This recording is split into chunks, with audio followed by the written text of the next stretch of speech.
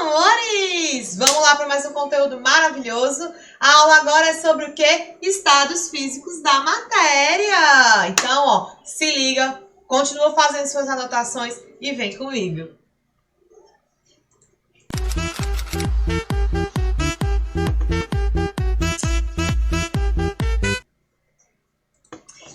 Vamos lá, né? Então, vamos começar lembrando quais são os estados físicos da matéria, não é verdade?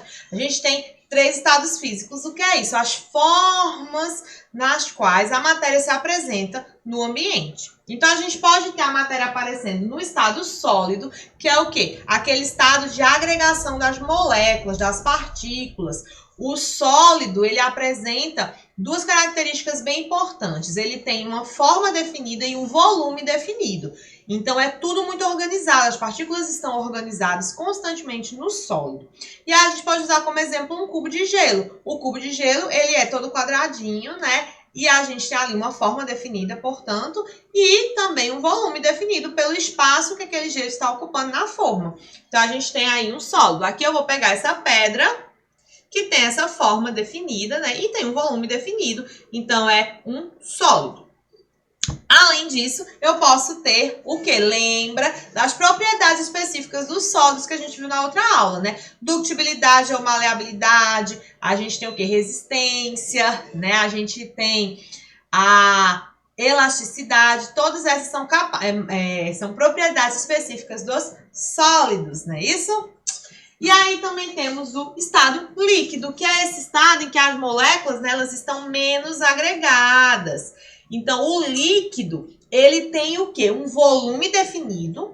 Isso aí é inconfundível, né, indiscutível. Ele tem um volume definido e ele tem também, aliás, ele não tem uma forma. Então, esse líquido tá aqui, essa água, ela tá aqui nesse copo. Mas se eu colocar ela em um outro vidro, ela vai ter a forma desse outro vidro. Se eu colocar ela numa forminha de gelo, ela vai ocupar a forma dessa forminha de gelo. Se eu colocar ela num tubo de ensaio, se eu colocar ela no chão. Então, a forma dela é variável. Então, nos líquidos, a gente tem volume definido, porém, a gente tem forma variável. Tranquilo? E lembra das propriedades específicas dos líquidos, viscosidade e volatilidade. E temos os gases, né? O estado gasoso tem a ver com o gás. A gente tem 2 propriedades específicas para gases, compressibilidade e expansibilidade. E aí, lembra que no caso dos gases, ó, coloquei o ar aqui dentro da minha seringa. Eu tenho volume que está ocupando aqui, no meu caso, o volume é 9,5, certo?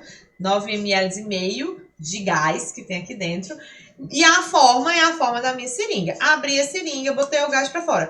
Pronto. Ele já tem outra forma. A forma dele é totalmente variável. Vai depender do que é que está agrupando ele. Se eu pegar um balão, inflar o balão, o gás está ali dentro. Ele está ocupando o volume desse balão e está ocupando o espaço, a forma desse balão. Então, a gente tem volume e formas variáveis. Tranquilo? E aí, vamos ao seguinte. A gente tem que esses estados, eles não são permanentes, eles variam, certo? Então, o mesmo corpo pode sair do estado sólido para o estado líquido para o estado gasoso. Lembra das experiências que a gente fez nas últimas aulas. E aí, vamos comparar isso. Vamos supor aqui um cubinho de gelo. Peguei o cubinho de gelo, né? Deixei na minha mão. Depois de uns minutinhos, o cubinho de gelo é um sólido. Deixei na minha mão uns minutinhos, ele vai começar o quê? A derreter. Vai atingir o que a gente chama de ponto de fusão, que é aquela temperatura em que saem de um estado líquido para o estado sólido ou do estado sólido para o estado líquido, certo? Então, essa temperatura de fusão, que é esse pontinho de derretimento.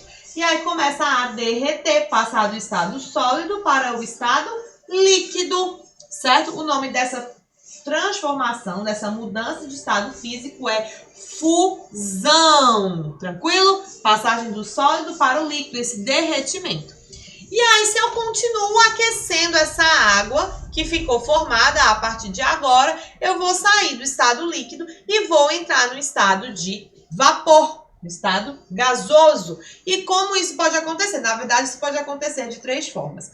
Se esse meu cubinho de gelo que eu coloquei continuar derretendo, eu deixar ele exposto ao ar livre, em algum momento ele vai simplesmente evaporar.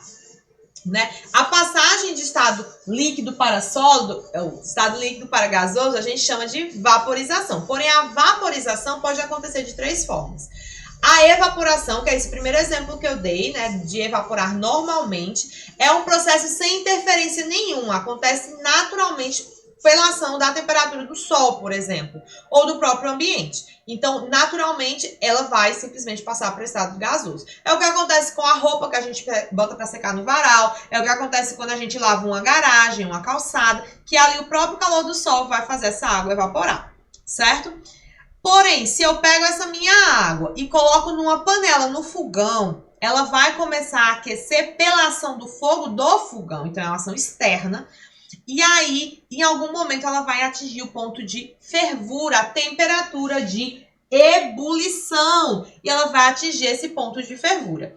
E aí, o que é que vai acontecer? Ela vai começar a evaporar só depois de atingir a temperatura de ebulição.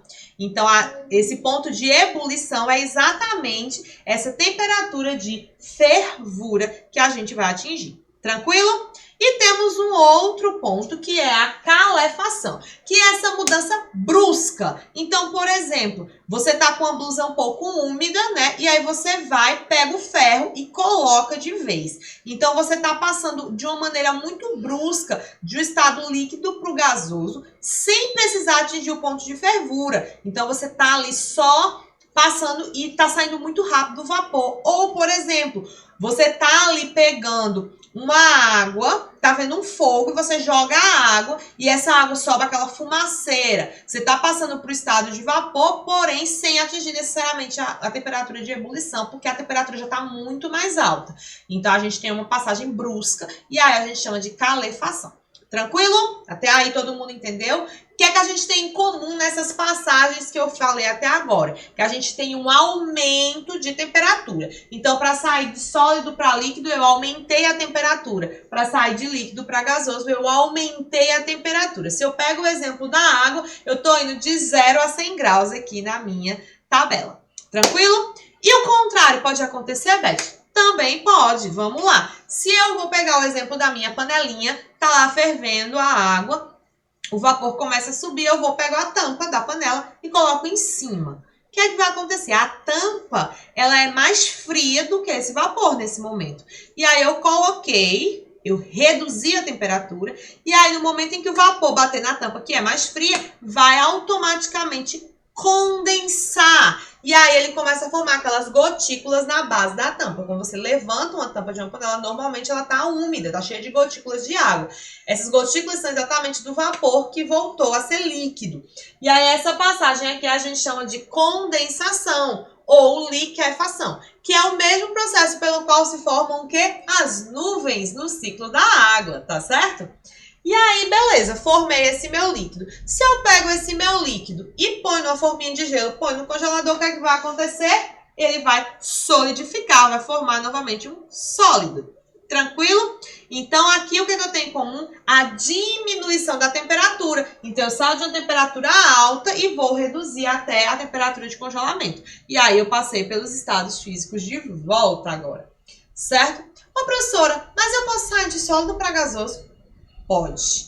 E aí, como exemplo clássico que a gente tem é a naftalina, que ela passa do estado sólido para o gasoso sem passar pelo estado líquido. E aí a gente chama esse processo de sublimação, certo? E o contrário também pode acontecer?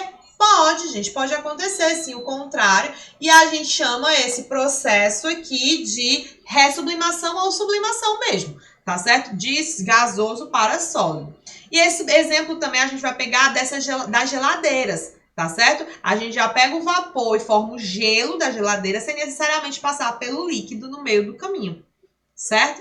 Então, a gente tem essas mudanças de estado físico. Vai destacar mais alguma coisa? Vou, claro que eu vou. Que é o quê? Temperatura de fusão e ebulição, que também são propriedades específicas, também são características específicas de cada material. Então, cada material, ele ferve a uma temperatura específica, ou ele congela a uma temperatura específica. Então, no experimento que a gente fez recentemente, a gente falou da diferença de pontos de ebulição da água e do sal. E aí, a água, ela fervia, evaporava e o sal restava ali na colherzinha. Lembra? Se não, olha aí de novo o vídeo que ele está disponível. E aí você tinha o sal sobrando. Então você tinha, por conta das diferenças, né, nos pontos de ebulição dos materiais. Então, é uma característica específica. A gente também pega isso em quê? Quando você vai trabalhar com os pontos de ebulição de pedras preciosas, de ouro, de prata, que estão misturados. Você põe para ferver e a cada ponto de ebulição, a cada fervura, você consegue derreter um dos sólidos. Então, você também tem aí essa especificidade do material. E a temperatura de fusão, que é exatamente esse ponto em que a gente vai ter o congelamento. E aí eu vou destacar que na temperatura de fusão da água, né, que a água fica sólida, né, fica gelada, congelada, ela é 0 grau. Porém, numa temperatura que a gente vai começar a congelar só a superfície. E depois a gente vai começar a congelar a parte de baixo. Então, a gente vai começar a criar esses cristais na superfície e só depois a gente vai começar a congelar a parte de baixo. É tanto que entre 0 e 4 graus, a gente tem essa temperatura variável na questão da água, tá certo? É uma propriedade bem específica da água, a gente vai ver isso mais pra frente, tá certo? Então, gente, fica aqui a dica de todas as mudanças de estado físico que a gente tem. Se liga, revisa com carinho e, ó, beijão e se liga na atividade que tem aí pra vocês.